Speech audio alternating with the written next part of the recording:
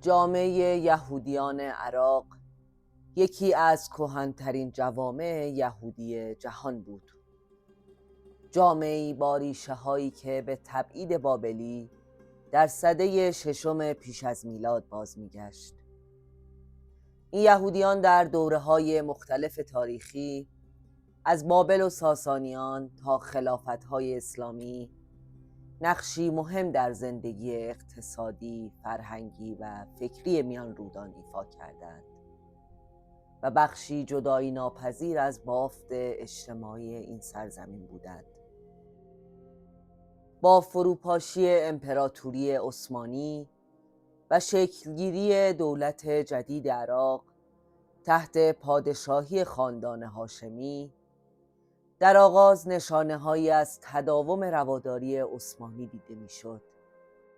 یکی از چهره‌های برجسته این دوره، ساسون حزقیل، سیاستمدار و یهودی عراقی بود که به عنوان نخستین وزیر دارایی عراق در بنیانگذاری قوانین و ساختار مالی دولت نوپای عراق نقشی کلیدی ایفا کرد. در خلال جنگ دوم جهانی یک طرفدار آلمان نازی با کودتا در عراق به قدرت رسید که 2 ماه بعد با حمله بریتانیا سرنگون شد. در پی این رخداد فضای سیاسی و اجتماعی کشور دستخوش تغییر شد و با الهام از ایدئولوژی نازیسم موجی از احساسات یهودی ستیزانه در گرفت. در یک شنبه و دوشنبه اول و دوم ژوئن 1941 شهر بغداد شاهد حمله گسترده به خانه‌ها، مغازه‌ها و اماکن مذهبی یهودیان بود. در این کشتار که به فرهود مشهور است، دست کم 180 نفر کشته و بیش از 800 نفر زخمی شدند و اموال بسیاری به تاراج رفت.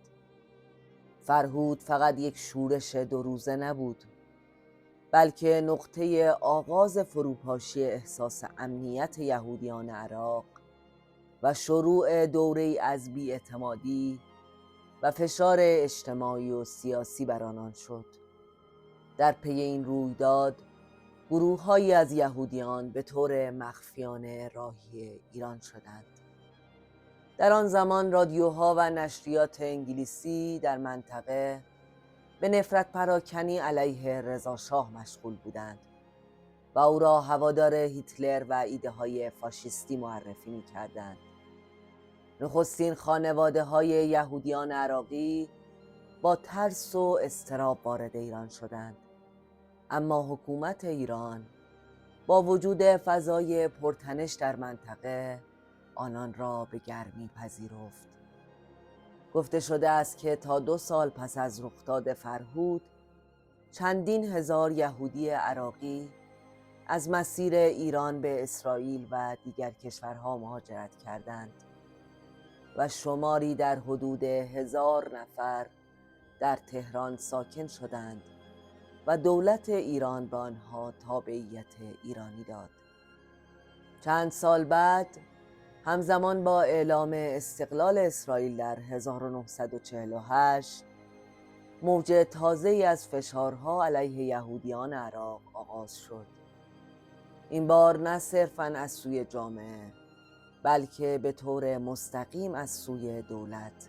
محدودیت‌های اقتصادی، اخراج از ادارات دولتی، لغو مجوزهای تجاری و جرم‌انگاری گرایش‌های صهیونیستی فضای زندگی را برای یهودیان به شدت تنگ کرد. صدها نفر بازداشت و شکنجه شدند. نقطه اوج این سرکوب‌ها اعدام شفیق عادس، یکی از ثروتمندترین و مشهورترین بازرگانان یهودی عراق بود. پیامی آشکار که نشان می‌داد حتی وفادارترین و با نفوذترین یهودیان نیز دیگر در امان نیستند. وحشت جامعه یهودیان عراق را فرا گرفت. موج تازه‌ای از آوارگان به سوی مرزهای ایران روانه شد. از موصل به آبادان و خرمشهر و از مسیر کردستان به شهرهای غربی ایران. در تهران جامعه یهودیان اردوگاهی موقت برای پذیرش پناهندگان برپا کرد تا آنان بتوانند پس از دریافت روادید راهی اسرائیل شوند.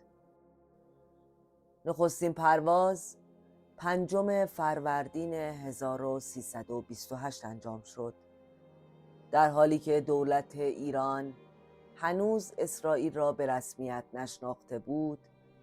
شرکت هواپیمایی ایران این پروازها را به طور غیرعلنی و مستقیم در فرودگاه حیفا به زمین می نشاند. دولت عراق با یادآوری قرارداد استرداد مجرمین از مرزبانی ایران می‌خواست این یهودی ها را که به گفته آنها کمونیست های خلافکار فراری هستند تحویل دهند، اما حتی یک نفر نیز به عراق بازگردانده نشد. میر عزری که از طریق جنبش هاخالوتس در انتقال یهودیان عراقی مشارکت داشت، در خاطراتش نوشته است: به خواست محمد رضا شاه دستگاه‌های لشکری و کشوری از هیچ گونه یاری به پناهندگان یهودی خودداری نمی‌کردند و دستگاه‌های اداری، گذرنامه، پلیس و گمرک در دادن گواهی‌ها، روادیدها، پروانه‌ها و برخی معافیت‌ها دست و دلباز بودند. در آن سوی مرز دولت عراق وقتی متوجه شد که یهودیان در حال فرار و خروج دارایی خود از کشور هستند، به سرعت حساب تمامی یهودیان را مسدود کرد و رسما اعلام شد که یهودیان عراقی با ترک تابعیت خود می توانند از عراق خارج شوند. عراق به اسرائیل اعلام کرد که هرچه سریعتر یهودیان را از عراق خارج کند، وگرنه آنها را با دست خالی از شهرها بیرون خواهد راند و در کنار مرزها رها خواهد کرد. در مجموع در میانه سالهای 1948 تا 1951 حدود 120,000 یهودی عراق را ترک کردند و این آغاز پایان یکی از کهن‌ترین جوامع یهودی غرب آسیا به شمار می آید.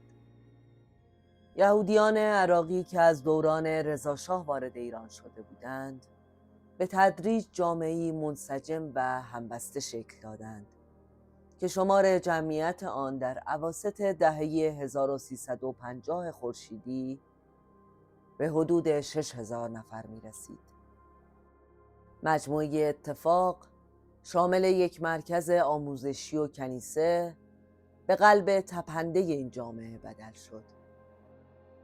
میر عبدالله باسون از رهبران برجسته این جامعه بنیانگذار این مجموعه بود که نقش مهمی در حفظ فرهنگ، آیین‌ها و سنت‌های یهودیان عراقی ایفا کرد. کلوب بهار یا باشگاه عراقی‌ها نیز از دیگر یادگارهای این مهاجران در تهران بود. نسل دوم این یهودیان نمونه‌ای جذاب از هویت‌های بین فرهنگی بودند. یهودیانی که همزمان عربی و فارسی می‌دانستند، کبه و قرمه سبزی دوست داشتند و عاشق صدای ام کلثوم و دلکش بودند.